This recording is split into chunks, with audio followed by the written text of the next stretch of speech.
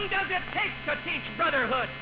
We've been at it since the first slaves came here 343 years ago. The United States created the Jim Crow laws in 1876. These laws racially segregated public facilities in the southern states of the former Confederacy. In 1896, the United States Supreme Court ruled that the Plessy versus Ferguson case, in which a colored man was arrested for sitting in a white car, constitutional. State laws requiring racial segregation would be legal, and in the years following, African Americans were treated inhumanely as they were discriminated in public places and industries. In the 1940s, Archibald Carey Jr. was a pioneering figure in the struggle for African American rights. He worked to ensure minorities' choice of employment, ultimately leading to a transformation in the federal government's involvement and responsibility in ending discrimination in government employment. I was a little girl, he always told us that the whole purpose of our existence, our family, was to be a bridge between the races, and that it was our responsibility to make the world a better place.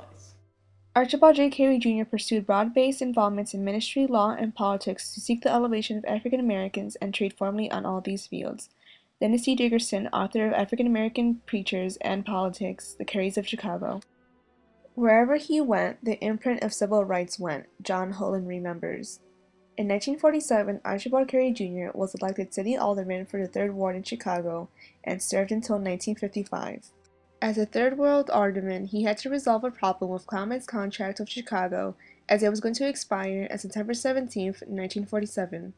Carey held a meeting with the company regarding the developed contract and decided on new terms, and only one was of major importance. It stated, "The company will engage in no unfair employment practices on account of race, color, religion, or national origin." Carey pressed for the measures proceeding. Robert E. Merriam, a fellow council member, added, the ComEd contract, was one of the few areas of this franchise where we, the council minority, prevailed.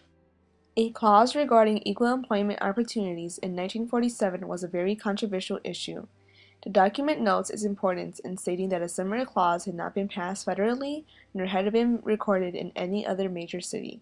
Carey Jr. had been the prominent figure behind the clause and made sure of its passing. Archibald Carey Jr.'s work against discrimination became his defining feature. When a critic denounced the Mayor's Commission on Human Relations and implied its extermination, Carey opposed the idea. He described Chicago as a cosmopolitan community of many races, creeds, and nationalities. One of his most important efforts focused on the elimination of racial discrimination in Chicago housing. Chicago's NAACP, National Association for the Advancement of Colored People, spent about $5,000 to help with legal challenges regarding covenants, but needed 5 times the amount. Carey volunteered to raise money and joined a citizens committee that sought to expand public housing for blacks. From then on, Carey Jr. continued to support the NAACP, and he used his church's weekly radio broadcast to advise African Americans to exercise restraint in the conflict of public housing. On September 15, 1947, he introduced a legislation which declared that there should be housing units built with private funds, where public aid provided for housing units. Private funds would help the construction of better housing and therefore benefit its inhabitants. The minorities of Chicago sent many telegrams to Kennelly, mayor of Chicago from 1947 to 1955, and began to urge the undecided aldermen to vote in favor of the bill. Though the bill was eventually defeated, Carey's effort to help the lives of many underprivileged minorities continued. The Republican Party admired Archibald Carey Jr. for his support and position as a Republican alderman. As a result, Warner W. Shorter asked him to speak at the 1952 Republican National Convention in Chicago. He spoke of the equality he wished to see among minorities, especially the African American community. Carey's speech was immediately met with much praise from fellow African American colleagues and people around the U.S. In his speech, Carey stated his support for Eisenhower, and in addition he challenged the Republicans to take advantage of their opportunities to attract African American voters. He credited the party for ending slavery and releasing the grip of monopolies. Sometimes I'm asked, what does the Negro American want? The answer is nothing special, just what everybody else wants. Nothing more and nothing less. Republican presidential candidate Dwight D. Eisenhower opposed the use of federal power to protect the rights of minorities. Black Republicans wanted more from the GOP and were disappointed with their lack of concern. One exception was the vice president nominee, Richard M. Nixon, who believed that the Republican Party should protect the civil rights of African Americans.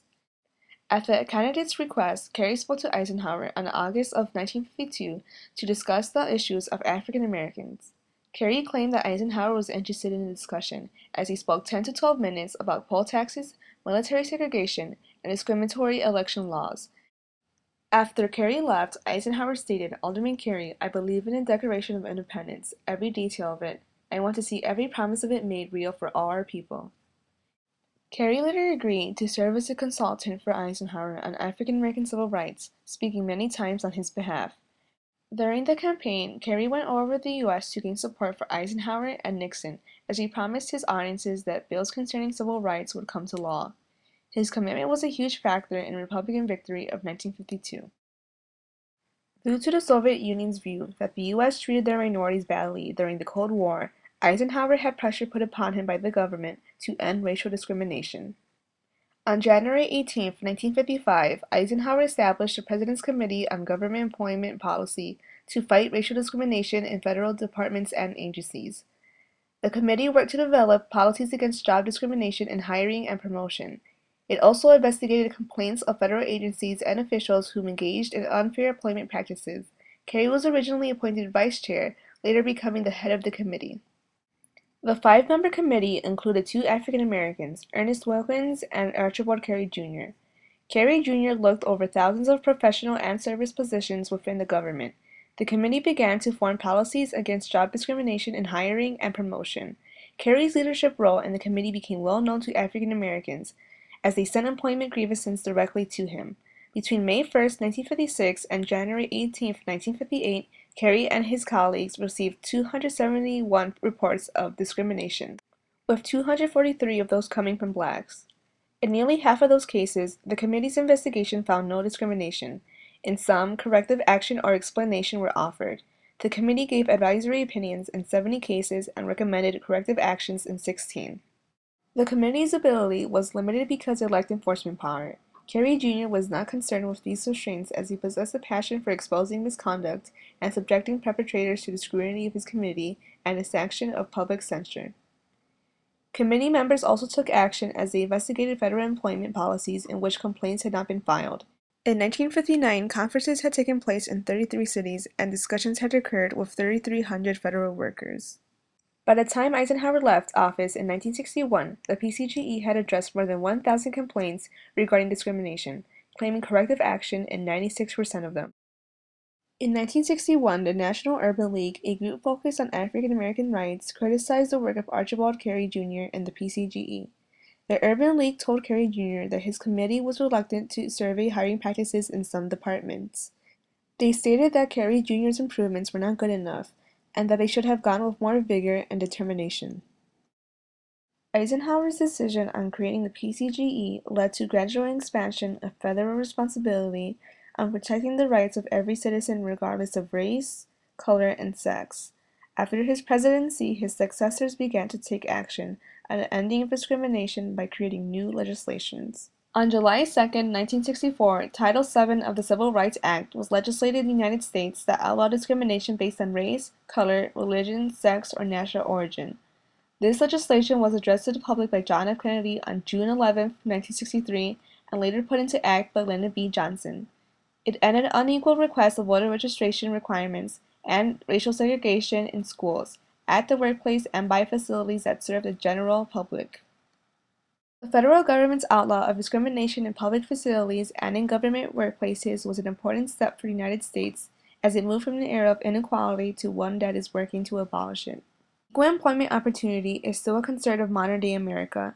The U.S. Bureau of Statistics reports that the employment rate for African Americans ages 16 to 19 is 393% higher than the national average. It should be aware of today's political leaders, as it was for Archibald Carey Jr., to change these statistics and give equal employment opportunities to every American. All we want is the right to live and work and play, to vote and get an education and be promoted, to fight for our country and hope to be president like everyone else. More than that we do not ask, but with less than that we shall never be content.